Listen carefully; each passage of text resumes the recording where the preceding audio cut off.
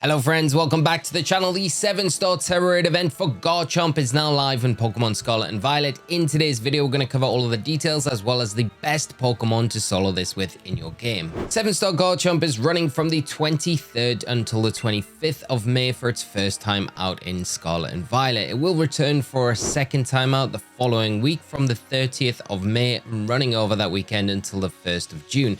Of course, the second time it will return, it will make an appearance with those 5-star Tera raids for Blissey, so it gives you a good opportunity to farm for those Tera shards if that's what you're looking for in game. Now, to access this event, make sure that you are connected to the internet, open your menu, and then come into Poke Portal. From here, come down into Mystery Gifts, and then hit that check Poke Portal news option. This will connect you with the servers, update all of your dens in Paldea, so you'll be able to locate that 7-star ground type Tera raid on your map. The build that we're featuring in today's video is going to be Slowbro. It's available in the base games. It's going to be something that you're going to be able to easily get in game. It's going to be level 100, and of course, make sure all of those IVs are hyper trained, so they're set to 31. Tera typing is going to be water. The held item is going to be Shell Bell, so we have a line of recovery. And the moveset is going to be Rain Dance, Nasty Plot, Iron Defense, and Chilling Water. Just bear in mind that Chilling Water is a TM, easy one to get at the start of the game. And the EV spread is going to be 252 EVs in HP and in Defense, the remaining EVs in Special Attack and a modest nature. So your Slowbro should look like this once it's trained in game. Of course, the build will be down in the description below if you want to take a look at it after the video. And another build that can work, very consistent, just very, very slow, is Orthworm. So Orthworm, again, available in the base games, has got the fighting Tera typing for this one. Again, held item going to be the Shell Bell, level 100 and hyper trained. Moveset's going to be Protect, Mud Slap, Iron Defense, and Body Press.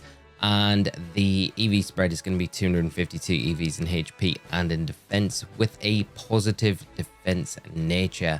Remaining EVs just put into anywhere else. It doesn't really matter. But the most important thing on this is the Earth Eater ability. So once trained, it should look like this in game. Like I say, a very consistent way to beat the Garchomp. It's just very, very slow. So if you're just wanting to get the Garchomp, the Orthworm, definitely a good option against it. Come into the raid, you can set up your Iron Defenses 3 times, then just go for the Body Presses until you can Terastallize, break the shield. Again, after it resets your stats, you're going to set those those Iron Defenses up once again, and then just continue to Body Press till the end of the raid. And although something that can run through the Garchomp, not something I would recommend. It just takes so long, and the Slowbro definitely a better option. So when you first come into the raid against the 7-star Garchomp, there is going to be one partnering Pokemon that you're going to look out for when you come into this raid, and it is going to be Oblivious. If you're partnering that alongside an Intimidator like we've got the Arcanine, then you've got the perfect setup for this raid. If you don't have the Oblivious, I would recommend just running away from the raid and then coming back into it, because every time that grassy terrain is activated, it's going to mean the Earthquake is doing 50% less damage. It's going to make it a whole lot easier to beat this Garchomp and make it a lot quicker as well. It's going to open the raid with a Break-In Swipe, and that is going to reduce the attack stat on everything on our side of the field by 1 stage. Not really going to worry us because we're hitting on the special side of the spectrum. We're going to open the raid up with an Iron Defense, so that's going to boost our defense by 2 stages, and it's just going to mean that we take a little bit less damage than we would have normally. So if you've got an Intimidator on your side of the field, you can probably get away with 1 Iron Defense. If you've not got an Intimidator, I would advise going for 2 Iron Defenses. Then I'm going to set up 3 Nasty Plots here. This is going to boost our special attack to +6. But the thing that you would note here about this raid is Garchomp's not going to reset our stats and abilities until its HP hits 60% of the raid timer. This is interesting because the shield actually gets set up like it is now on 90% of the raid timer. So we've got a bunch of time to just get ourselves set up and get our Terastallization counter ticking down and doing some respectable damage to the Garchomp here. So see, these Earthquakes are coming out with the Iron Defense kind of under our belt, I guess, +2 defense, and that Intimidate stacking from the Arcanine as well. Not really worrying us too much, so it's an easy setup with these Nasty Plots to be able to get our special attack to +6 after 3 of those. So that's basically the essential thing that we're going to be doing, and we're looking out for the Garchomp's next notification here with 76% of the raid timer, where it nullifies any stat drops it's taken on its side of the field. Now, after those Nasty Plots are set up, I would advise setting a Rain Dance up. That's just going to make the power of our water type attacks a little bit better, and it gets us closer to that 76% of the raid timer as well. So we're getting closer to Garchomp kind of resetting its stats, because after that we kind of want to start lowering its attack with chilling water, which is our main attacking move that we'll be relying on a little bit more in this raid. Now keep an eye out for when the grassy terrain's not in effect.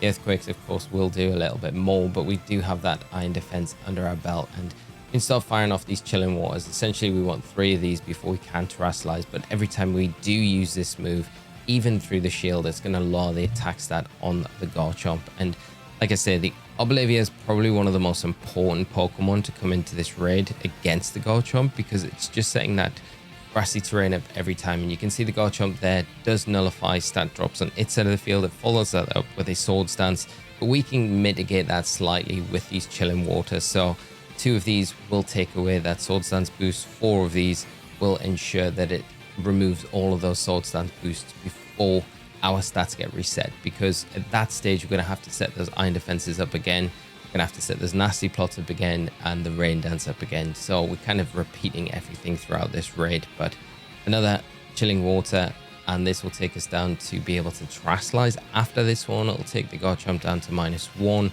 before it does go for that next Sword Stance, which is around 55% of the raid timer. So essentially if we can get it down to -2 by then, that's going to make things a whole heap easier to kind of manage and deal with the Garchomp. And if we can get it lower than that, of course, it's going to help a lot as well. So now you can see we are about to terastallize here. So when you can do that, we'll just check the stats. We're +6, +2 on our defense. To say, I would go to +4 if you don't have an Intimidator. So 2 iron defenses, and then we can just terastallize. Lock in. We've got the rain up and those 3 nasty plots, so we should be doing a decent amount of damage now, and the raid timer is still in a pretty healthy position. Once that shield is broken, we're going to be able to do a lot more damage like you would normally see in these raids. The Slowbro is pretty easy to run through the Garchomp with. Orthworm is definitely a more consistent strategy, because you're not relying on raid partners with the Orthworm. But the Orthworm is very, very slow. So if you've got a lot of time on your hands, you want to use Orthworm, I would definitely recommend it. If not, I would just go with the Slowbro, and you might get lucky like we have there with that critical hit. That definitely helps cut a lot of time down in this raid. It's not going to be doing that much damage normally, but we're getting closer to breaking the shield. The rain does end, unfortunately, and there is another Sword Stance, but it's still -1 at this stage in the battle. We'll set up our rain dance, so we've got that as the shield breaks, and we can kind of springboard from that to have that in effect, because the rain will last on the field for 5 turns. So once we've got that set up, we'll be able to kind of start attacking once again, and we're getting closer to the point where 60% of its HP remaining.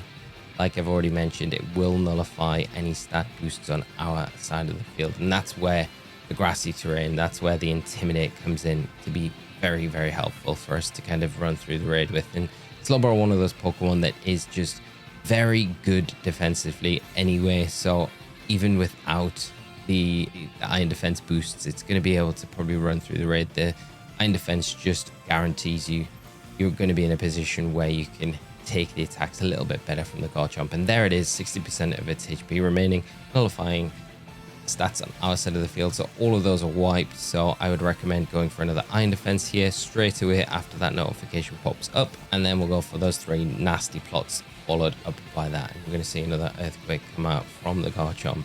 But because of the Intimidate, and like I said, the grassy terrain isn't in effect right now, but it will get set up as soon as our Oblivious comes back onto the field. But just keep an eye on your HP as you're going through the raid, and as long as you're in a healthy position, you can kind of start executing this setup, and it's going to be pretty easy to run through with the Garchomp. It's not going to be the fastest, but I don't feel like any of these pseudo legendary raids are super fast to run through. I feel like they're all quite difficult in their own right because of where the notifications kind of pop up through the raid and make it difficult for you to have a clean run at these Pokemon, unless you're doing them online. You've got some like one-hit KO strategy with partner and Pokemon in place.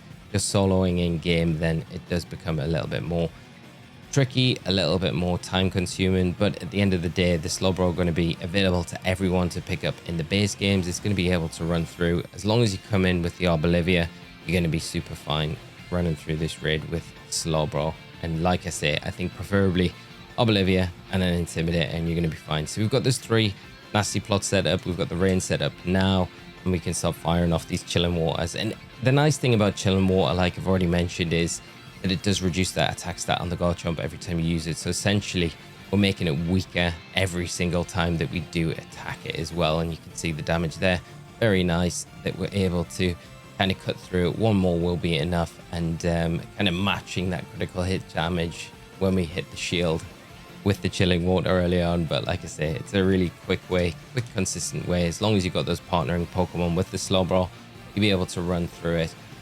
The Oblivious is pretty important, the Intimidate and not so much, but once you get set up, you're going to be able to run through this and then grab the Garchomp in whatever Pokeball you like. I think I chose a Lure Ball for Garchomp, so it'd be great to hear what you picked yours up with. And we got enough time on the raid timer, but this is definitely one of the better solo raid runs to do this with. Like I say, Orthworm doesn't really rely on partnering Pokemon, but you do take it right down to the wire, and Orthworm going to be pretty slow because it's not hitting for super effective damage, where the Slowbro does hit for super effective damage. So you've got that kind of added incentive as well with the Rain Dance on top of it. So there we go, Garchomp nabbed, and of course you're going to be able to get all those high cost items as well. So you've got a 3% chance of any one of those Pebble Mystica dropping from this raid. So it's a good one to run through to farm the items if you're low on anything in your game.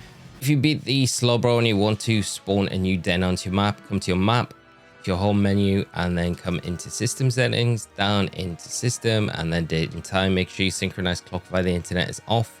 Click into date and time, just toggle through these options, hit OK, hit your home menu, come back into the game, and all the dens will respawn. You'll then be able to find the 7-star raid again and head over to it. And of course, if we do get any faster builds that can run through the Garchomp, I'll update on the channel as soon as possible. If you found the build in today's video helpful, do consider leaving a like on the video. It does really help, and do subscribe to the channel as well if you want to stay up to date with all of this sort of content, as well as the other Pokemon content here on the channel. If you've got your own builds that you've had success in taking this 7-star Mightiest Mark Garchomp down, leave them in the comment section below. It'd be great to hear what you've been having success with, and it'll also help out the community, those that might be having a harder time with this raid.